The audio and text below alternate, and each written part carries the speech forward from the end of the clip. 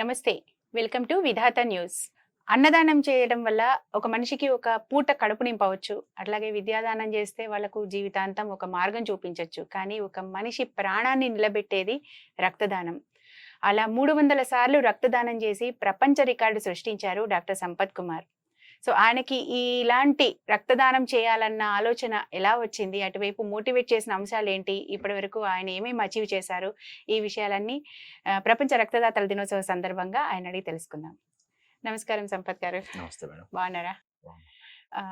Actually మీరు really నేను ఇంతవరకు ఇన్ని సార్లు రక్తదానం చేసిన వాళ్ళని అనేది ఎవరు లేరనుకుంటా యాక్చువల్లీ, అట్లీస్ట్ మన స్టేట్ లో. I'm the youngest highest blood donor in the world. World లోనే అది అది నాకు కొంచెం దాంట్లో మీరు రికార్డు సృష్టించడం అనేది, అసలు 1-2 సార్లు రక్తదానం చేయాలంటేనే 100 రకాలుగా ఆలోచిస్తారు.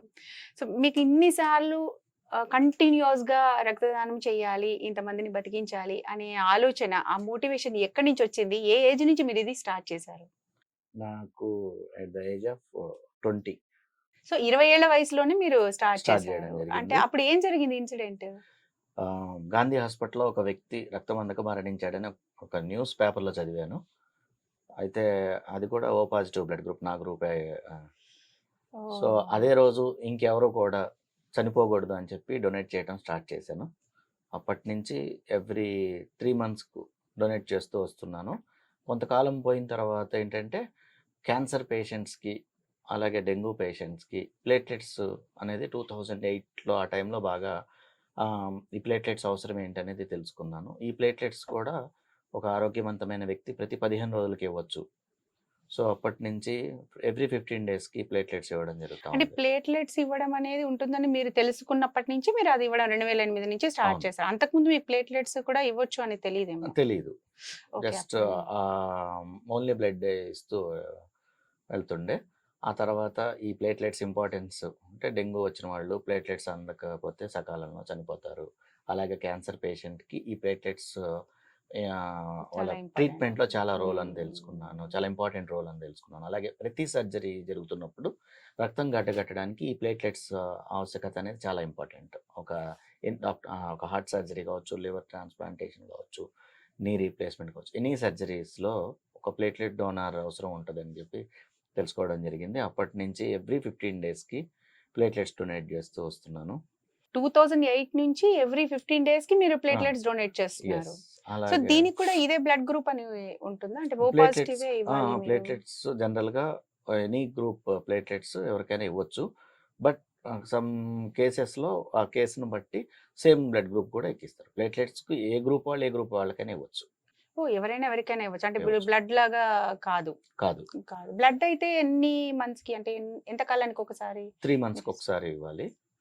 సో మీరు ఎవ్రీ 3 మంత్స్ కి ఒకసారి ఎవ్రీ 3 ఇస్తున్నారు? మంత్స్కి ఒకసారి బ్లడ్ ఇస్తాను. ఎవ్రీ 15 డేస్కి ప్లేట్లెట్స్ ఇస్తాను.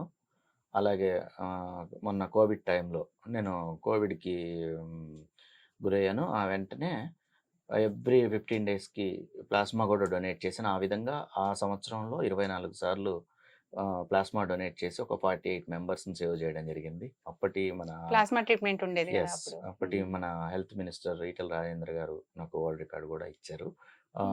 కోవిడ్ రికవర్ అయిన ఒక వ్యక్తి 24 సార్లు ఇవ్వడం కూడా ఈ ప్రపంచంలో ఒక రికార్డు. అది కూడా నా పేరు మీదే ఉంది. 24 సార్లు కోవిడ్ నుంచి రికవరీ అయ్యాక ఇవ్వడం అనేది జరిగింది. అది మేబీ అది ఇంకా ప్లాస్మా ట్రీట్మెంట్ కంటిన్యూ అయ్యి ఉంటే ఇంకా ఇస్తూ ఉండేవాళ్ళు. సో ఇప్పుడు ఈ ప్లేట్లెట్స్ కాకుండా, బ్లడ్ కాకుండా ఇంకా ఏవైనా పార్ట్స్ బ్లడ్ నుంచి సపరేట్ చేసి ఇవ్వడం జరుగుతుందా? ఎట్లా? ఉంటుందండి. WBC అని ఉంటుంది. అది కూడా ఈ క్యాన్సర్ ట్రీట్మెంట్లో ఒక భాగము. WBC కూడా ఒక 2 టైమ్స్ ఇచ్చాను. అదేంటంటే WBC ప్రొసీజర్ ఎలా ఉంటుందంటే ముందు ఒక డోనార్ ఎలిజిబులా కాదా టెస్ట్ చేస్తారు.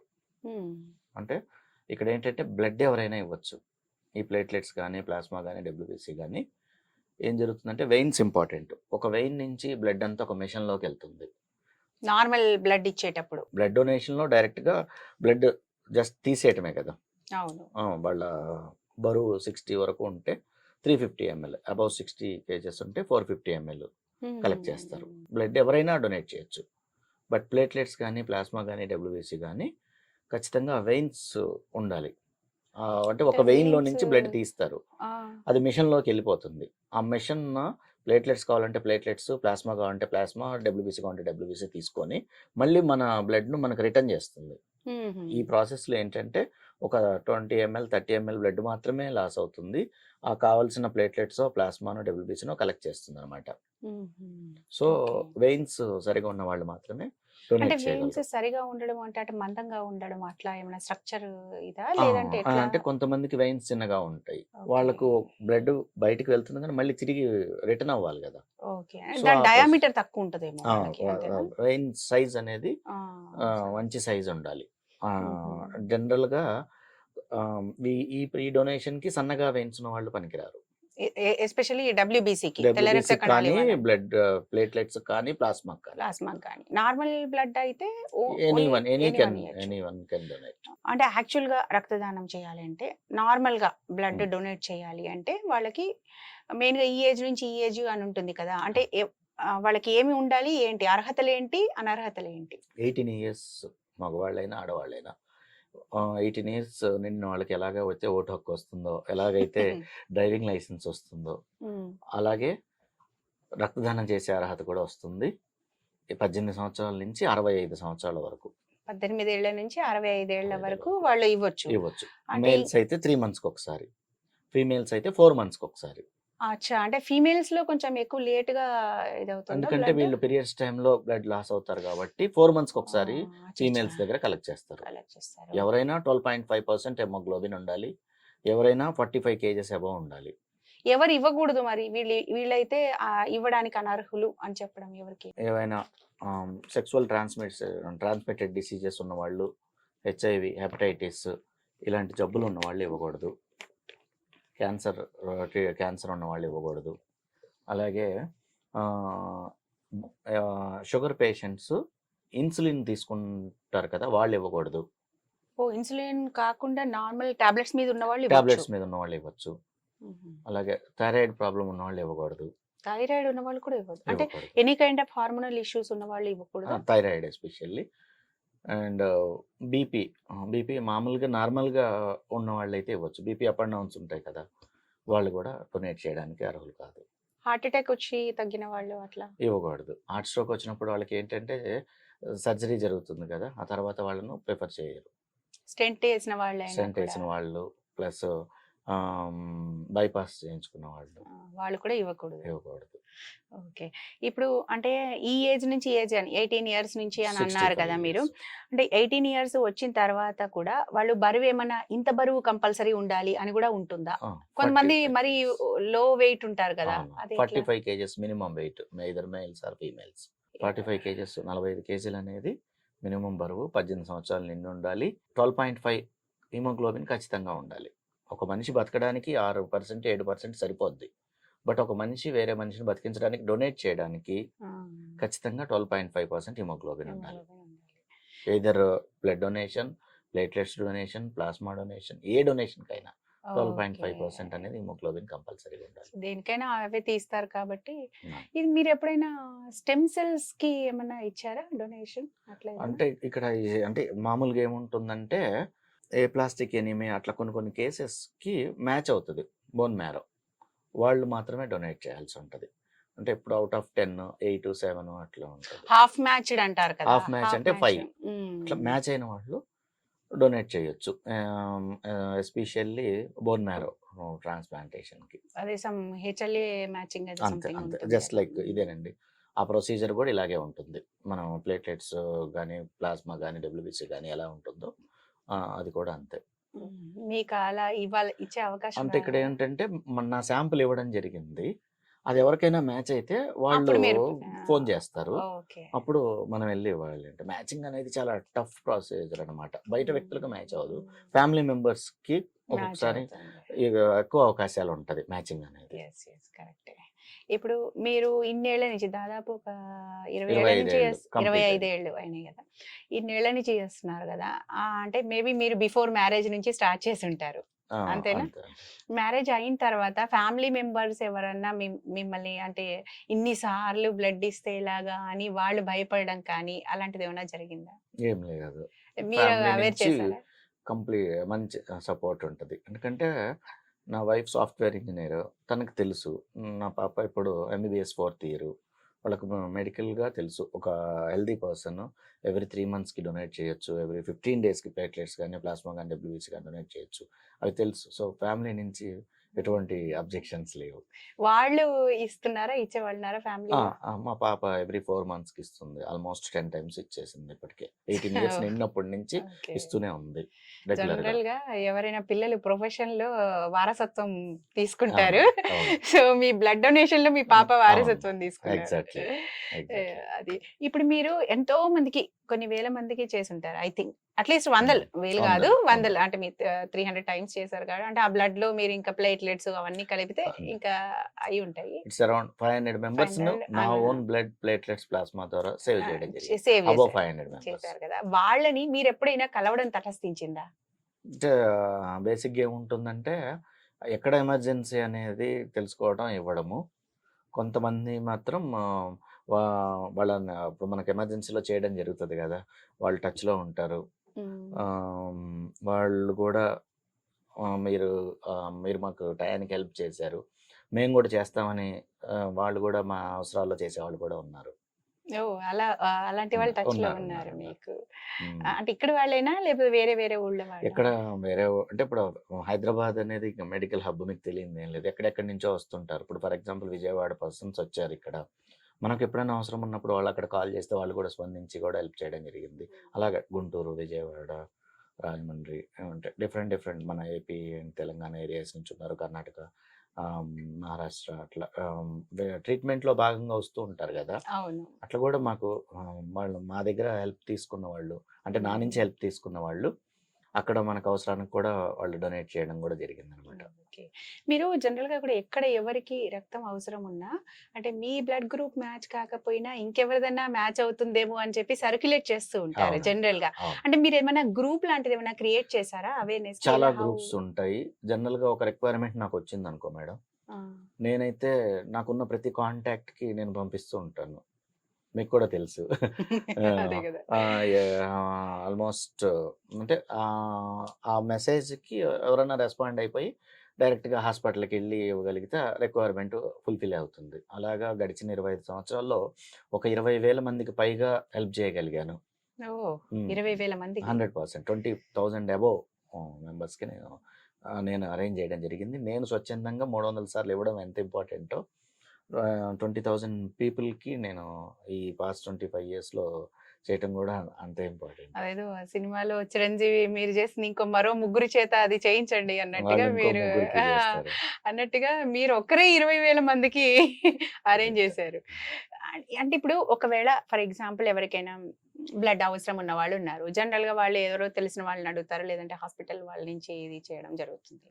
సో, మీ ద్వారా వెళ్ళాలి అంటే మీకేదైనా అంటే పర్టిక్యులర్ ఇలా సంప్రదించండి. దీని కాంటాక్ట్ నంబరో లేదంటే ఈ ఒక వాట్సాప్ గ్రూపో అలాంటిదేదైనా ఉందా? అంటే మనకు పబ్లిక్‌లో తెలియడానికి అవునవును. చాలా దేన్ని వాళ్ళు మంది కాంటాక్ట్ చేయాలి? చాలా ఆర్గనైజేషన్స్ ఇవాళ ఇచ్చేస్తా ఉంటారు. జనరల్‌గా ఇవాళ బ్లడ్ రిక్వైర్మెంట్స్‌లో సోషల్ మీడియా బాగా పనిచేస్తుంది. వాట్సాప్‌లో అలా సర్క్యులేట్ అవ్వటము, ఫేస్‌బుక్‌లో ఫేస్‌బుక్. ఇచ్చేయడము. యాహ్!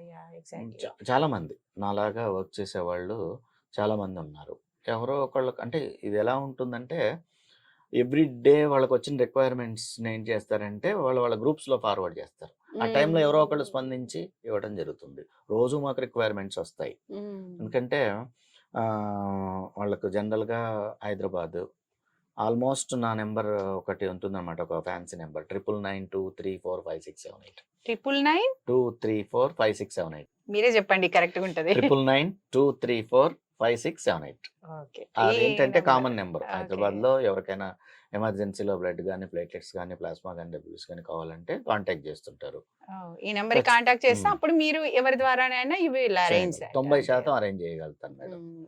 100% చేస్తా అనేది తప్పు. అదే ఒక్కొక్కసారి ప్రయత్నం సిట్యుయేషన్‌ని అంతే బట్టి కదా! ప్రయత్నం హ్మ్. మాత్రం ఖచ్చితంగా ఉంటుంది. నా కాంటాక్ట్స్‌కి, గ్రూప్స్‌కి అన్నీ పంపించడం జరుగుతుంది. ఎవరో ఒకళ్ళు వెళ్లి ఇస్తూ ఉంటారు. ఇవాళ ప్రస్తుతం ఉన్న పరిస్థితులకి మాకు మేజర్ ఇబ్బంది ఎక్కడ జరుగుతుందంటే, మేము షేర్ చేసిన వెంటనే హ్మ్. కొంతమంది వాళ్ళకి కాల్ చేస్తారు. హ్మ్. చేసి మేము దూరంలో ఉన్నాము. ఒక 500 డబ్బులు వేయండి వస్తామంటారు. ఆహా! లేదు క్యాబ్‌లో రూ. 1000 చూపిస్తుంది వేయమంటారు. వీళ్ళు ఏంటంటే ఆ యాంగ్జైటీలో డబ్బులు వేస్తారు. నేను ఓకే. మీ ఇంటర్వ్యూ ద్వారా వాళ్ళందరికీ చెప్తుంది ఏంటంటే, దయచేసి ఏ బ్లడ్ డోనర్ కూడా డబ్బులు తీసుకొని డొనేట్ చేయడు. 100%. ఇంత నా 25 ఏళ్ల సర్వీస్‌లో డబ్బు తీసుకొని బ్లడ్ గాని, ప్లేట్లెట్స్ గాని, ప్లాస్మా గాని, డబ్ల్యూబీసీ గాని ఇచ్చిన వ్యక్తిని నేనే చూడలేదు. ఎవరు కూడా ఒక డోనర్ స్వచ్ఛందంగా వెళ్లి ఇవ్వడమే జరుగుతుంది. డబ్బులు ఏమని అడుగుతారు. బట్ వాళ్ళు డొనేట్ చెయ్యరు. ఊరికే డబ్బుల చేయరు. కోసం డబ్బులు వేసేసుకొని స్విచ్ ఆఫ్ చేస్తారు. ఫోన్. ఓకే. ఇదొక ఇలాంటి ఫేక్ మోసాలు ఇది. బాగా ఎక్కువ అవుతున్నాయి. ఓహ్! చాలా టూ మచ్.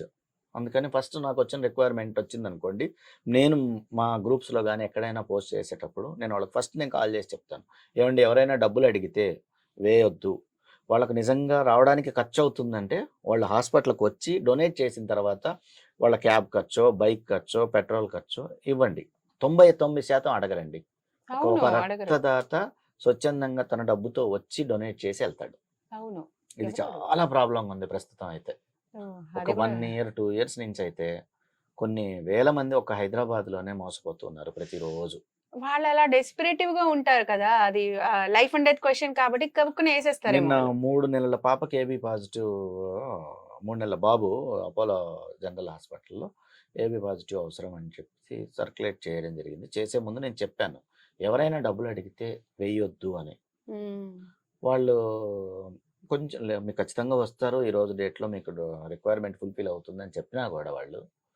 1700 వేస్తే వస్తాము. మేము దూరంలో ఉన్నాము.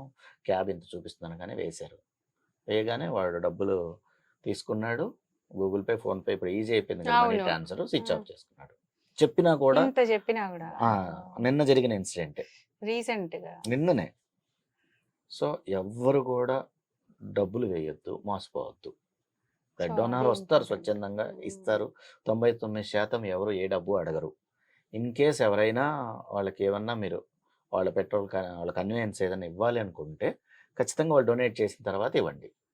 వాళ్ళు వచ్చి చేసిన తర్వాత అంటే దట్ ఈస్ అది వేరే అంతే. విషయం. అది నమ్మొచ్చు లేదు గదా! నమ్మొచ్చు. వాళ్ళు ఒకవేళ నిజంగా వాళ్ళకు ట్రాన్స్‌పోర్టేషన్ ఫెసిలిటీ లేదు. ఒక 30, 40 కిలోమీటర్ల నుంచి ఎక్కడి నుంచో వస్తుంటారు. సిటీ మొత్తం పెద్దది గదా! 30 అవును. కిలోమీటర్స్ 40 కిలోమీటర్స్ కూడా ఉంటుంది. వాళ్ళు ఒక బైక్ బుక్ చేసుకొని ఎళ్లారు. 200 బైక్ అయింది ఫర్ ఎగ్జాంపుల్. డొనేట్ చేసిన తర్వాతనో లేదా అక్కడికెళ్ళిన తర్వాత వాళ్ళని పిలిపించి పేమెంట్ చేయించి, మళ్ళీ వాళ్ళు డొనేట్ చేసిన తర్వాత బుక్ చేసుకొని దానికి పేమెంట్ అడిగినా కూడా తప్పులేదు. ఎందుకంటే హ్మ్. ఇవ్వడం అనేది ఒక ఎత్తు. ఖర్చు డబ్బు ఖర్చు పెట్టడం అనేది వాళ్ళ దగ్గర ఆ టయానికి ఉన్నాయో లేదో తెలీదు గదా! అవును. కరెక్టే సో, గదా! ఇది చాలా ప్రాబ్లమ్‌గా ఉంది ప్రస్తుతం. అది ఎక్కువగా అవేర్ అవ్వాల్సిన విషయం ఏంటంటే, హ్మ్. ఎవరికీ ముందుగా డబ్బులు ఇవ్వకూడదు. వాళ్ళు 100%. నిజంగా వాళ్ళకి లేవు ట్రాన్స్‌పోర్టేషన్ ప్రాబ్లమ్ ఉంది అంటే వచ్చి డొనేట్ చేశాక మాత్రమే లేదు అప్పుడు హాస్పిటల్‌కి రమ్మనండి. క్యాబ్‌లోనో, హాస్పిటల్‌కొచ్చాక బైక్‌లోనో.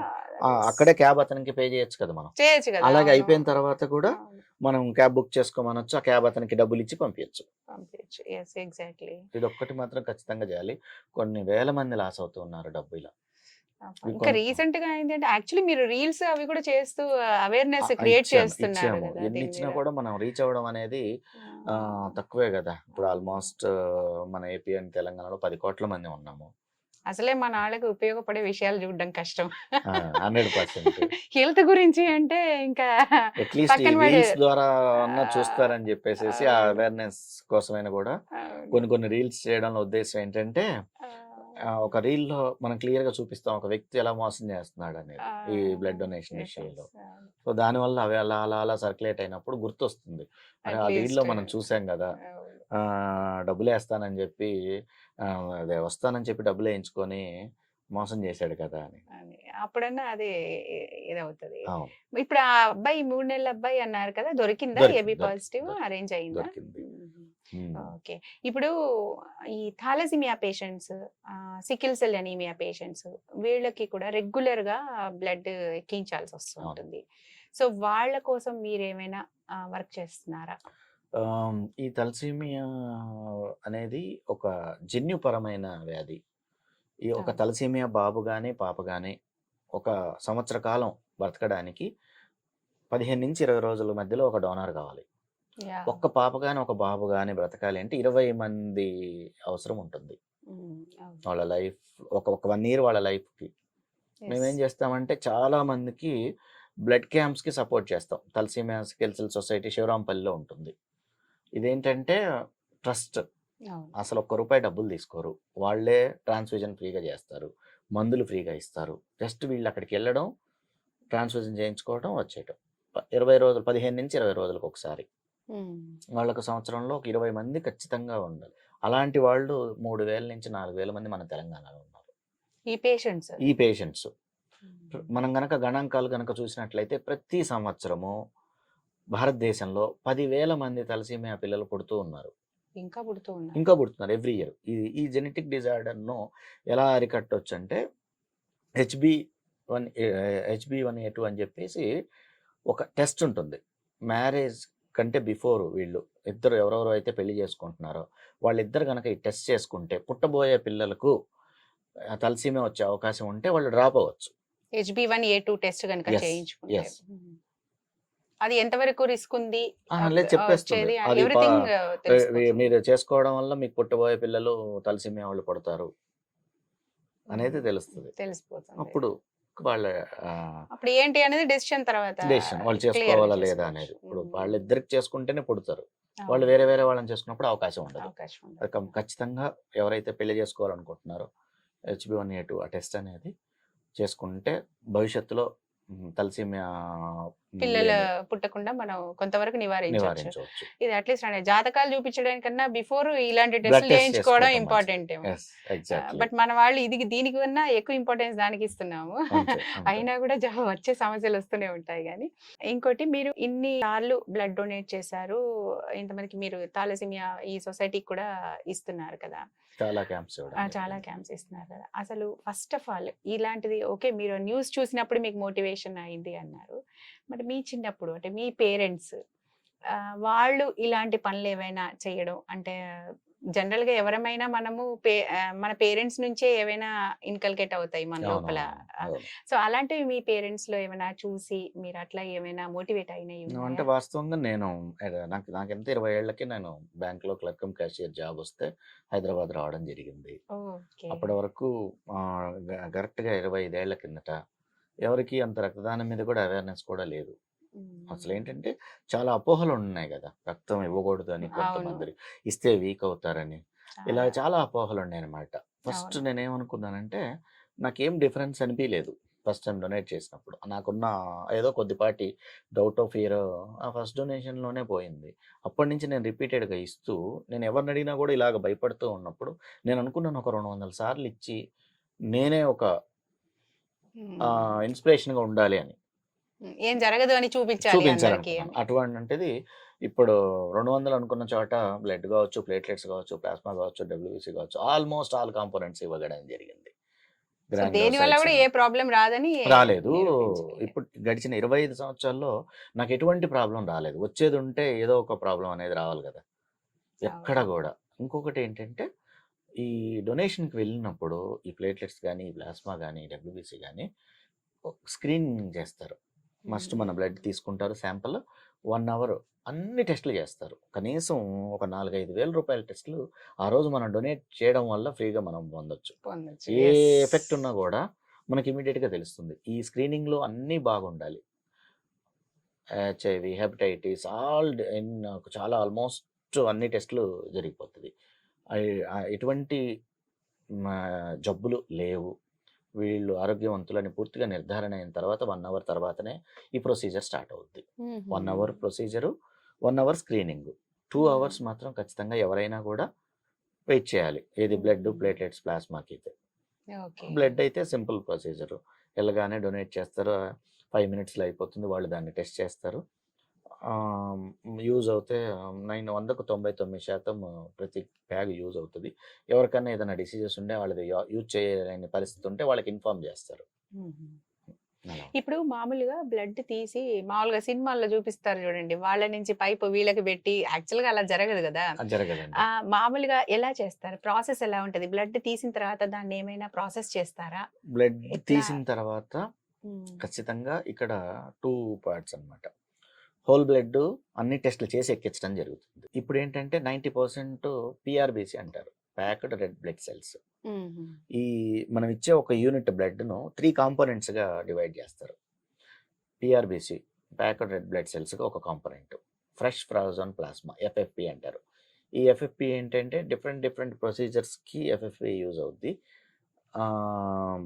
ఈ బ్లడ్ వచ్చేసి ఒక 5 వీక్స్ అండి. నార్మల్ బ్యాగ్లో గనక బ్లడ్ కలెక్ట్ చేస్తే 5 వారాల వరకు దాన్ని యూజ్ చేయాలి.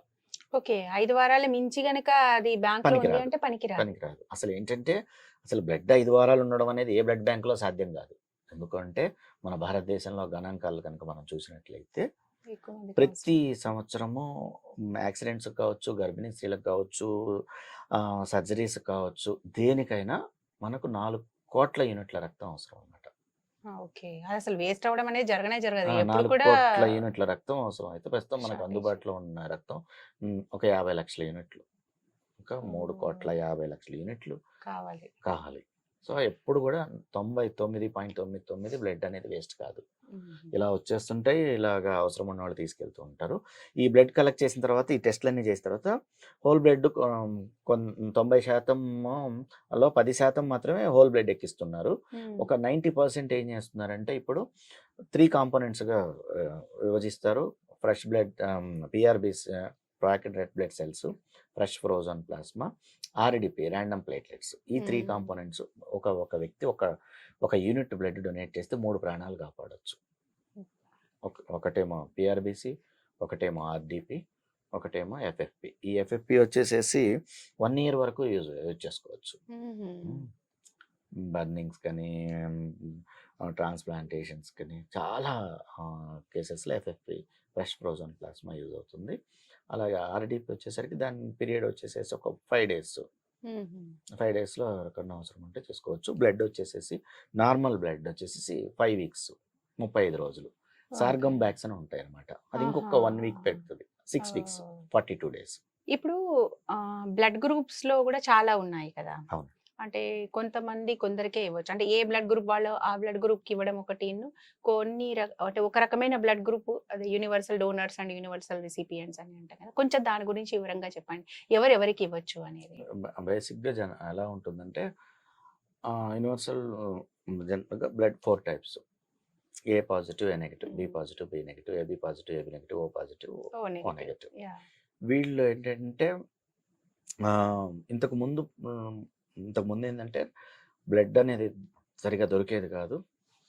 అలా యూజ్ చేస్తున్నారు. ఇప్పుడు 99% ఏ బ్లడ్ గ్రూప్ వాళ్ళకి ఆ బ్లడ్ గ్రూపే ట్రాన్స్‌ఫ్యూజన్ చేస్తున్నారు. జనరల్‌గా ఏం జరుగుతదంటే ఈ ఈ మనం గనక ఈ బ్లడ్ కాలిక్యులేషన్స్ కనుక చూస్తుంటే అమెరికాలో వాళ్ళ గణాంకాలను గనక ఒకసారి మొత్తం అసలు ఏ బ్లడ్ గ్రూప్ వాళ్ళు ఎలా ఉన్నారని చెప్పేసేసి ఒక ఇది చేయడం జరిగిందనమాట. శాంపిల్స్ కలెక్ట్ చేసి కాలిక్యులేషన్స్ చేయడం జరిగింది.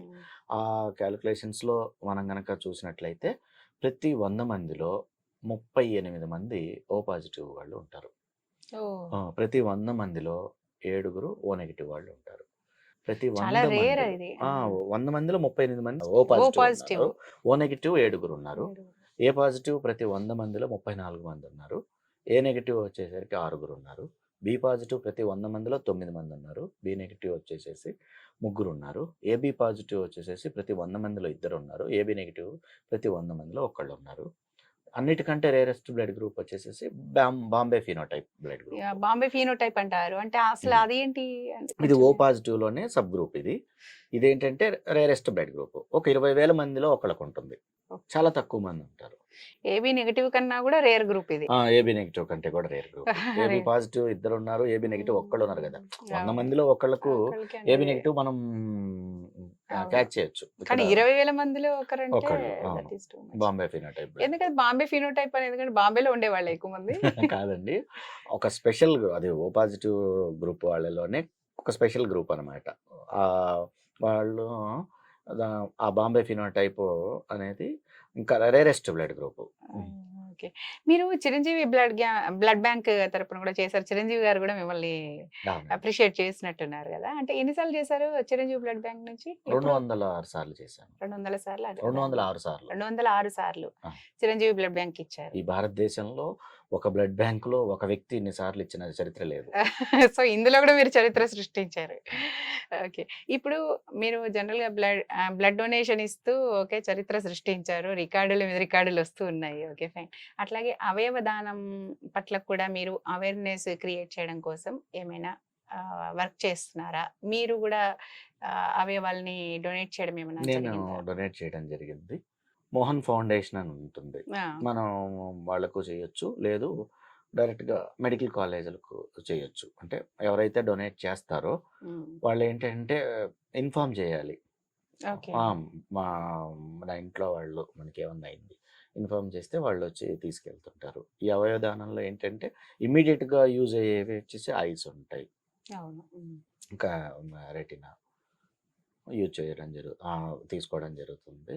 ఆహ్, మామూలుగా అయితే ఇప్పుడు ఫర్ ఎగ్జాంపుల్ యాక్సిడెంటల్ కేసెస్ ఉంటాయి. బ్రెయిన్ డెడ్ కేసెస్ ఉంటాయి. అవును. అవన్నీ పార్ట్స్ యూజ్ అవుతాయి. లివరు, కిడ్నీస్, ఐస్ అలాగా ఆల్మోస్ట్ ఒక 16 ఆర్గాన్స్ బ్రెయిన్ డెడ్ కేసెస్‌లో ఉంటుంది. అంటే 16 ఆ! 16 మందిని 16 బతికించొచ్చు. 16 మందిని బతికియొచ్చు.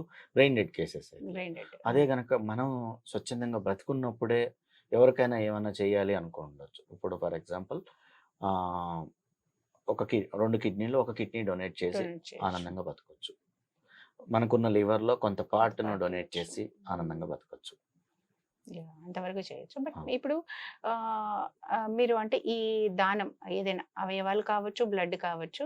ఇది ఒక మనిషిని బతికించే ఒక బృహత్తర కార్యక్రమం కాబట్టి అంటే దీని మీద ఇంకా మీరు ఫర్దర్‌గా ఏమైనా అవేర్‌నెస్ కార్యక్రమాలు చేయడం కానీ, అట్లా అంటే మీ ఫర్దర్ ఆలోచనలేంటి? ఇంకా ఇంకా దీని మీద ఏం చేయాలని మీరు అనుకుంటున్నారు? మేము కంటిన్యూయస్‌గా ఎప్పుడైతే డొనేట్ చేస్తూ ఎళ్తామో, చాలామంది ఇన్‌స్పైర్ అవుతుంటారు. ఒక ధైర్యం అన్నమాట అంతే ఇక్కడ. ఈ మనిషి 300 సార్లు ఇచ్చి బాగా హ్యాపీగా ఉన్నాడు. నేను ఒకసారో, 2 సార్లో, 3 సార్లో ఇస్తే నాకేమి కాదు. ఆ భయాన్ని పోగొట్టడమే అంతే. హ్మ్. ఆటోమేటిక్‌గా ఇప్పుడు మీరు ఇంటర్వ్యూ చేస్తారు. మీ ఇంటర్వ్యూ ఓ 10,000 మంది చూస్తారు. వాళ్ళలో ఒక 100 మంది మారితే చాలు. అవును. ప్రింట్ మీడియా కావచ్చు, ఎలక్ట్రానిక్ మీడియా, సోషల్ మీడియాలో ఖచ్చితంగా నా ఎవ్రీ డొనేషన్ నేను పోస్ట్ చేస్తాను. ఓహ్! హ్మ్. Successfully completed 300 donations. మొన్న హ్మ్. ఎలక్షన్స్ టైంలో కేటీఆర్ గారు చాలా బిజీగా ఉంటారు. హ్మ్. ఆ టైంలో గూడా నా పోస్ట్ చూసి ఆయన షేర్ చేసి స్పందించడం జరిగింది. అలాగే యాహ్! ఆనంద్ నైస్. మహీంద్ర. ఆ! ఆనంద్ మహేంద్ర గారు. ఆ! యాహ్! అలాగా చాలామంది ఇప్పుడు చిరంజీవి గారు మొన్న నేను చిరంజీవి బ్లడ్ బ్యాంక్‌లో 205 డొనేట్ చేసినప్పుడు నా పక్కనే ఉండి ఆయన చాలామందికి ఒక మెసేజ్ ఇవ్వడం జరిగింది. చిరంజీవి బ్లడ్ బ్యాంక్‌లో నా 200 అల్లు అరవింద్ గారు వచ్చి పక్కన నిల్చొని మొత్తం ఆ మీడియా వాళ్ళందరిని పిలిపించి చెప్పడం జరిగింది. ఓన్లీ ఏంటంటే ఎక్కువ మందికి తెలిస్ తెలియడం వల్ల ఈ డొనేషన్ వల్ల ఏమి కాదు అనేది తెలిస్తే ఎక్కువ మంది డోనార్లు తయారవుతారు. నా ఎయిమ్ ఏంటంటే రాబోయే 20 సంవత్సరాలకు హ్మ్. అట్‌లీస్ట్ బై 2050 ఇంకో 25 సంవత్సరాలకు ప్రతి ఇంటి నుంచి ఒక రక్తదాత తయారవ్వాలి. రక్త హ్మ్. కొరత లేని సమాజాన్ని చూడాలి. సృష్టించుకోవాలి మనం. అదే ఒక ఎయిమ్ అనమాట. ఈ హ్మ్. ఈ ఎయిమ్‌లో భాగంగా గడిచిన 25 సంవత్సరాల నుంచి 300 సార్లు డొనేట్ చేయడం జరిగింది. ఇంకా నాకు ఇంకొక 20 ఇయర్స్ టైమ్ ఉంది. 65 వరకు డొనేట్ చేయొచ్చు. ఈ 20 ఇయర్స్‌లో అట్‌లీస్ట్ ఒక 500 టైమ్స్ చేయాలి. అనేది మీ ఇంకా టార్గెట్. నా యాహ్! టార్గెట్. అప్పుడు హ్మ్. 200 ఉంది. 300 అయిపోయింది. ఇప్పుడు నాకు టార్గెట్ 500 పెట్టుకుంటున్నాను. అది భగవంతుడి దయ. ఓకే. త్వరలోనే మీ ఆశ ఫలించి నిజంగానే అసలు రక్త రక్తం కొరత లేని సమాజం మనం చూడాలి అని ఆశిద్దాం. ఎనీవే థాంక్ యూ సంపత్ గారు. Thank you. నమస్తే.